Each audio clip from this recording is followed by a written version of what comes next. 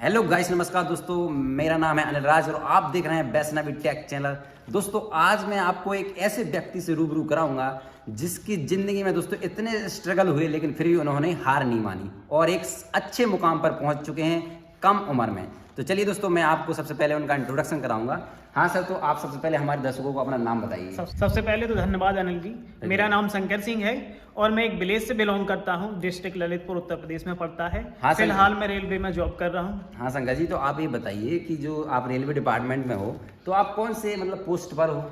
मैं railway department group C में अभी वर्तमान में जो टेक्निकल डिपार्टमेंट है हमारा इलेक्ट्रिकल में हूँ और टेक्नीशियन मेरी पोस्ट है। इससे पहले मैं रेलवे ग्रुप डी में भी रहा हूँ। अच्छा, मैंने कुछ महीने वहाँ पर भी जॉब की है। हाँ सर, तो ये बताइए जो आपने टेक्नीशियन ग्रुप सी में कर रहे हो आप वर्क, तो इसके लिए क्वालिफिकेशन क्या चाहिए पड़ती है? जो कि हमारे दर्शक हैं कुछ स्टूडेंट होंगे तो उनकी रिक्वायरमेंट होती है कि क्या क्वालिफिकेशन और कैसे फॉर्म भरें, क्या सब ये बताइए। बिल्कुल अनिल जी, इसके लिए मिनिमम आपकी क्वालिफिकेशन आईटीआई होनी चाहिए, यानी कि हाई स्कूल प्लस आईटीआई। इसमें कोई भी परसेंटेज आपकी मैटर नहीं करती है। अच्छा। कि आपका हाई स्कूल में परसेंटेज कितना है या आईटीआई में परसेंटेज कितना है। आपका ऑनलाइन फॉर्म आता है, आरआरबी के माध्यम से आता है। आरआरबी इसकी भर्ती कराती है। ग्रुप बी और ग्रुप सी की भर्ती जो होती है वो आरआरबी कराती है। अच्छा। ग्रुप डी की भर्ती आरआरसी कराती है। तो इसका ऑनलाइन फॉर्म होता है, फिर हमारा एक एग्जाम होता है, प्री एग्जाम होता है जो नॉर्मल क्वालिफाई होता है। इसका फाइनल मेरिट में हाँ सर, लेकिन ये तो बेसिक चीज़ होगी, ये तो सबको पता ही होगा। लेकिन मैं आपसे पूछना चाहूँगा कि जो आप जब जॉब नहीं करते थे उससे पहले आप क्या करते थे? आपका फैमिली ग्राउंड हमें पता है कि बहुत ही पूरा फैमिली से बिलोंग करते हो आप, तो कैसे आपने स्ट्रगल किया, ये थोड़ा अपने स्ट्रगल के बारे में बताइए। सबसे पहले तो मेरा ये है कि मैं एक बहुत मिडिल क्लास नहीं कहूँगा, मैं एक लोअर क्लास से बिलोंग करता हूँ। एकदम गरीब फैमिली से। और मेरी फैमिली में कोई पढ़ा लिखा नहीं था। मेरे गांव से मैं पहला ऐसा शख्स हूँ जो जॉब कर रहा हूँ।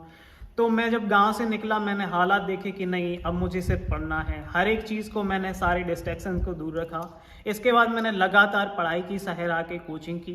मैं 3 साल इतना स्ट्रगल किया कि पढ़ाई के अलावा मैं कुछ नहीं करता था। जब भी वक्त मिलता था, रात हो या दिन हो, सुबह शाम, कभी नहाना भूल गया तो कभी खाना। तो मैंने पढ़ाई की है, अच्छी मेहनत से की है और एग्ज़ाम देने के बाद मेरा सिलेक्शन हुआ। तो बहुत अच्छी बात है सर, आपको बहुत बहुत बधाई हो कि आप इतनी अच्छी पोस्ट पर वर्क कर रहे हो। ग्रुप सी भी एक अच्छी पोस्ट होती है रेलवे डिपार्टमेंट में। तो सर ये बताइए कि कुछ बच्चे होते हैं उनको थोड़ा डाउट रहता है कि जब जॉब लगती है, यानी कि अपना नाम आ जाए, मेरिट में नाम आ जाए, तो उनकी कुछ डीवी से रिलेटेड और क्या बोलते हैं इसके जो ज्वाइनिंग से रिलेटेड और मेडिकल से रिलेटेड कुछ डाउट रहते हैं। तो आप बताइए डीवी में क्या क्या रिक्वायरमेंट रहती है? डॉक्यूमेंट वेरिफिकेशन में जैसे कि आपका मिनिमम क्वालिफिकेशन जो होती है अनिल जी। हाँ। जैसे कि मैंने अभी बताया कि ग्रुप सी जो आप टेक्नीशियन पोस्ट पे, ये लोको पायलट टेक्नीशियन दोनों एक साथ वैकेंसी निकलती है। अच्छा। इसमें आपकी जो क्वालिफिकेशन आपने लगाई हुई है, जो फॉर्म फिल करते टाइम आपने जो भी डेटा दिया होता है, जैसे कि आधार कार्ड हो गया आपका, वो वेरीफाई होगा। अच्छा। आपका पैन कार्ड वेरीफाई होगा। आपकी जो मार्कशीट होंगी हाई स्कूल इंटर की, और आपने अगर ग्रेजुएशन ऐड की है तो ग्रेजुएशन की भी आपकी वेरिफिकेशन होगा। आईटीआई का वेरिफिकेशन होगा। आपका पुलिस वेरिफिकेशन भी साथ में होता है। तो कृपया करके कुछ ऐसा ना करें कि आपका कैरेक्टर खराब हो, लाइफ में दिक्कत आए। कैरेक्टर सर्टिफिकेट बिल्कुल जरूरी रहता है। और ये सर ये बताइए कि जो बच्चे रहते हैं डीवी में, अगर किसी के पास कोई सर्टिफिकेट नहीं है, जैसे कि कुछ उनके पास नहीं है, जैसे कि टीसी या कुछ मार्कशीट वगैरह, नाम गलत है, तो उसको कुछ एक्सक्यूज मिलती है? टाइम बिल्कुल मिलता है। बहुत अच्छा क्वेश्चन पूछा है आपने कि जैसे किसी का नाम गलत होता है, किसी मार्कशीट में आर की जगह आर ए की जगह आर ई कुछ भी आ जाता है, तो उसके लिए आप एक एफिडेविट बनवा सकते हैं। कचहरी से आप एफिडेविट लगा सकते हैं, अपना टाइम ले सकते हैं एक्सटेंशन के लिए। एप्लीकेशन दे सकते हैं कि मेरे से गलती हो तो रेलवे वाकई आपको टाइम देता है कि आप बाद में ज्वाइन कर सकते हैं। आप अगर कहीं जॉब भी कर रहे हैं तो उसके लिए भी आपको टाइम मिलता है रेलवे। तो देखिए दोस्तों, अगर किसी को ये दिक्कत हो, डॉक्यूमेंट्स की प्रॉब्लम आ रही हो, तो आपको एक एक्सटेंशन के तौर पर टाइम दिया जाता है। आप उसके अंतर्गत में करा लो डॉक्यूमेंट, वो भी अपना सर्टिफिकेट बनवा लो और बाकी दोबारा दे दो तो हो जाता है, कोई दिक्कत नहीं आती है। तो सर ये बताइए, और मेडिकल से रिलेटेड भी क्वेश्चन रहते हैं बच्चों के, मेडिकल में क्या क्या होता है? बिल्कुल, अगर आप लोको टेक्नीशियन दोनों के लिए आप एलिजिबल हो तो आपका A1 होता है आपका मेडिकल। तो अगर A1 में आप एलिजिबल हो तो आप लोको पायलट बन सकते हैं। अदरवाइज आपको टेक्नीशियन पोस्ट अलॉट हो जाती है। उसके लिए आपका B1 आपका मेडिकल रहता है, B1 एंड बिलो।